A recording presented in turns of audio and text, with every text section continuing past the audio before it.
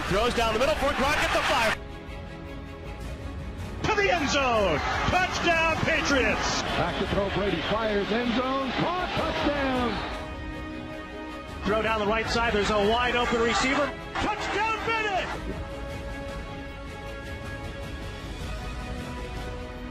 Takes the snap. Backpedals in the pocket. Throws across. Touchdown, Patriots.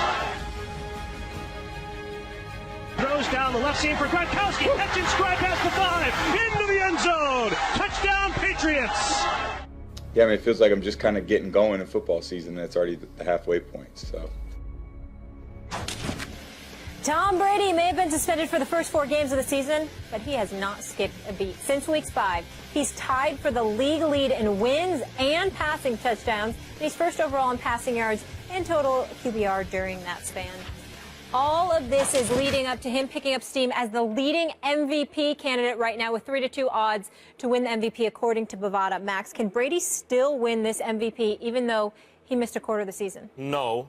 I mean, can he? Are voters dumb enough to vote for him? Maybe. But the answer is actually no. There's no way to be the MVP in 12 out of 16 games. You're giving up 25% of the games. And if you look at who else is playing in this league, you mean to tell me 12 out of 16 games from Brady is better than 16 out of 16 the way Matt Ryan or Phillip Rivers or my pick Andrew Luck is playing so far? Andrew Luck with nothing around him still might make the playoffs? No, absolutely not. And let me prove it to you. Tom Brady, let's say they go 9-3 the rest of the way. In that case, what's Tom Brady's value? Their backups, their second and third string quarterbacks went 3-1. That's the same percentage as 9-3. So in order for Brady to demonstrate value over the backup, he has to go 10-2 to demonstrate value over the second and third string quarterbacks. The Patriots have always been more about Belichick than Brady, who is arguably the greatest who ever lived. But in this instance, really has no legitimate shot at actually being the real MVP in spite of what the voters say. Please help him. You don't do too many interviews, do you? You don't, because you big time and you're too busy. You don't do too many interviews, do you? Because I would strongly suggest you stay the hell away from Boston. That's WEEI, that's the Boston Herald, the Boston Globe. Stay away from all of them because somebody gonna do something to you. You got a problem with Brady. This is personal. It's got to be something that it makes no sense. You what you just said. The greatest quarterback who ever lived. It's personal. You would take Andrew Luck over Brady for like MVP. He's gonna fall off a cliff in 16 months. That's you, right? Let me say something to you, Max Kellerman. The Patriots are 6-0. They are 3-0 with Brady. Brady has 8 touchdowns. They got the one loss to the Bills. 0 in it. Yeah, but he wasn't there. He wasn't there, right?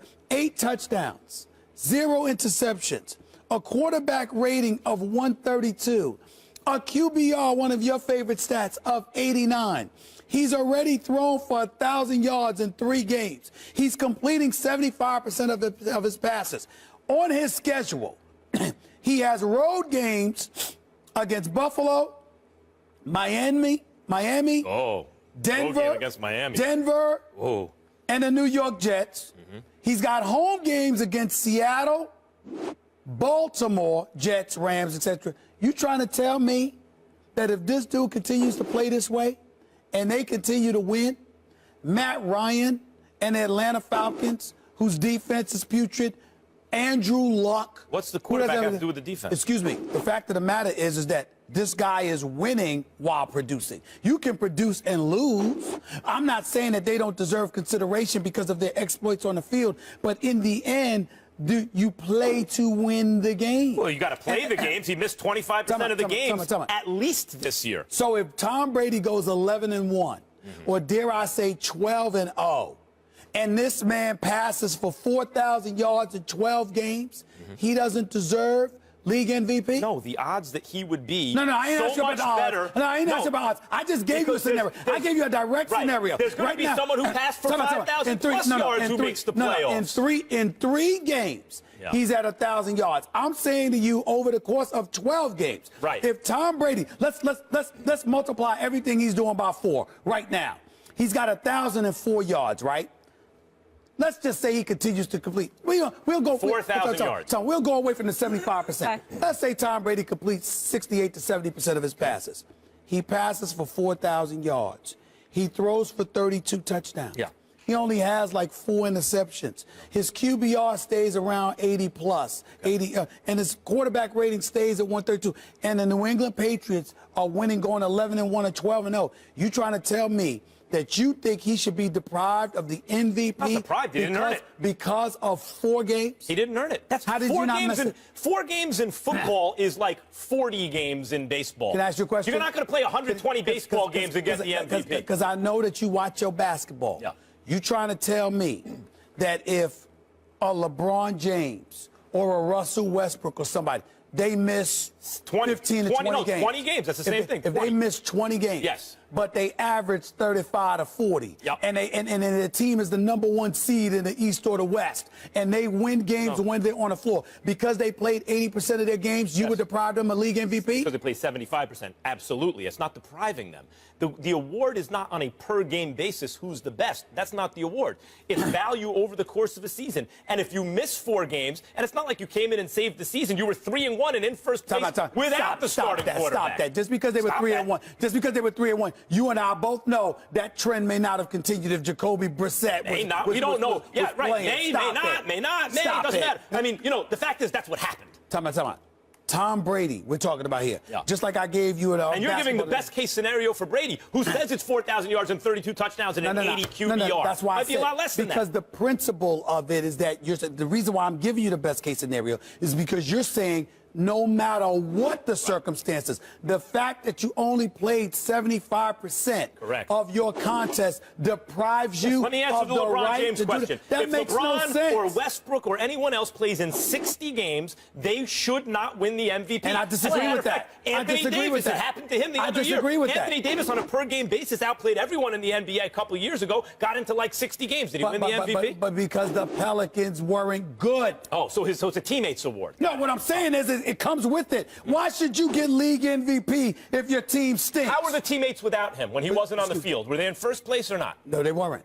They were 3-1. Oh, no, I thought you were asking me about Anthony Davis. I'm sorry. So Tom Brady's teammates were 3-1 without him, so they were in first place without him. But Max, so he would have to go 10-2 to show you value over the replacement. He's trying to be slick. I'm asking you, simply put, you're saying your premise is anyone who misses 25% of a season doesn't deserve MVP. Right. That's Wait, done. can I ask one more question? So you think Andrew Luck's more deserving than Tom Brady? At this moment, sure. Sure, absolutely. Okay. By the way, let's leave it there. But by the way, Andrew Luck is playing with nothing around him. Tom Brady is playing on a juggernaut. Tom Brady's playing on a team that a lot of people picked to go to the Super Bowl this year. Was that the case with the Colts? Number one, but he's not on a good team. You have to be on a good team. But the Andrew Luck thing is you're picking a quarterback with a losing record who's being underrated right now. Matt Ryan continues to have the year he's having now, and they make the playoffs. Clearly, he deserves it more than Tom Brady. Same thing with Phillip Rivers. Any one of those guys who plays 16 games and performs, even if the per-game basis isn't as high as Brady. Now, Brady gets some sympathy because it's not his fault he missed the games, according to many, because of Deflategate. They felt the punishment was too harsh. Neither one of us feel that, but a lot of people do. So since he wasn't injured, whatever. Bottom line is he did not play in those games. And in no sport will someone who misses 1 out of every 4 games get the MVP. You trying to convince yourself. That's why you keep talking. I'm telling you right now, you're basically coming down and saying if you miss 25% of the game, you're automatically disqualified from MVP. I think that's insane. First Take is presented by Bass Pro Shops. Your adventure starts here. And in part by Taco Bell's Rolled Chicken Tacos. All right, people, the First Take, Your Take viewer contest is here. It's your chance to debate Stephen A. and Max right here on national television. All you got to do is go to firsttakeyourtake.com, upload a 1-minute video with your and only your best original sports debate. Keep it clean, plus no music, team logos, trademarks, or copyrighted material. 2 winners will be selected by our show staff. So get to work and take on these 2 lovely gentlemen here in Bristol, CT. Here's a few of our latest submissions. Dallas, not only is Dallas going to win the NFC East, they're going right to the Super Bowl. Minnesota doesn't scare us. Green Bay doesn't scare us. Atlanta definitely doesn't scare us. So there's a saying that goes, in order to be the best, you have to beat the best. Which is exactly what you two, the Minnesota Vikings, and the Seattle Seahawks would have to do. Say it with me. number 1 in rushing and total QBR, and number 3 in total offense. Tony Romo is the better quarterback when healthy. Last time Tony Romo was healthy, with this offensive line, with a rushing attack, just like the one they have now, he went 12-4, and he should have gone to the NFC Championship game because that was a catch. Is it just me, or do the women bring it the most? In terms of intensity, there's right? been a couple of good dudes, but the women have been showing up and showing out. They have been doing their thing. Oh, she takes the cake. Ladies. She does take the cake. I mean, maybe it's the New Yorker in me, but when you talk with your hands, yes, that just takes it to another level. Yeah, but she was substantive, too. But she has competition. Sure. There's several other ladies that I saw that I've been very, very impressed with in terms of their delivery, I must confess. You got to have the content and the delivery. You got to have both. All right, we'll see. The whole package. We'll see. We'll see. Yes. Keep them coming. Keep them coming. Win.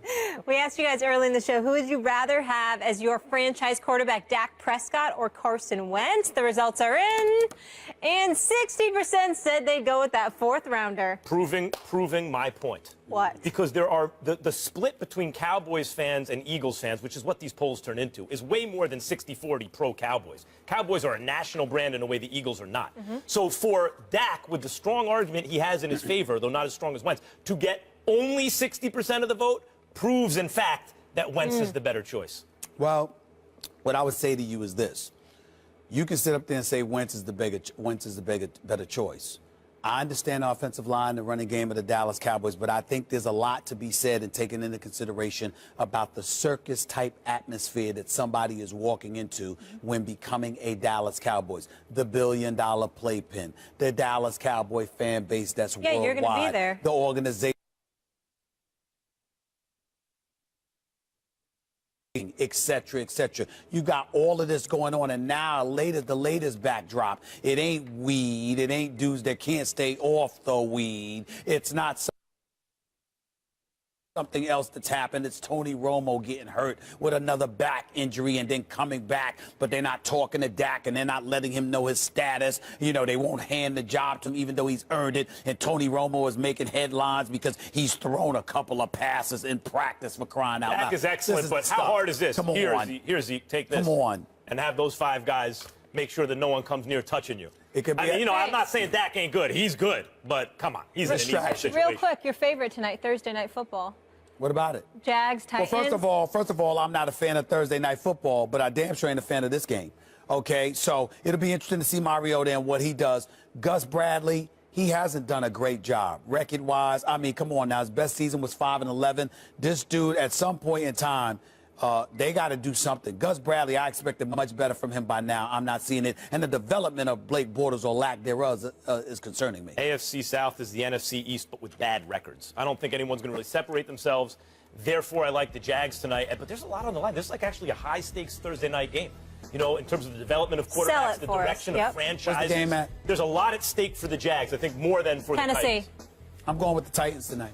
I think Mariota and Will Shelton play. Against the wall. Yeah. You know what's going to be fun? Omar Epps is here tomorrow, and you know who he loves? The Cowboys. Yeah, I know. You know, he always texts me about the Cowboys. I don't know if he's invited. I don't need another Cowboy fan. That's the party, Omar.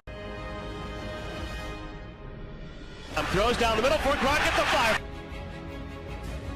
To the end zone. Touchdown, Patriots. Back to throw. Brady fires. End zone. Caught. Touchdown. Throw down the right side. There's a wide open receiver. Touchdown, Bennett.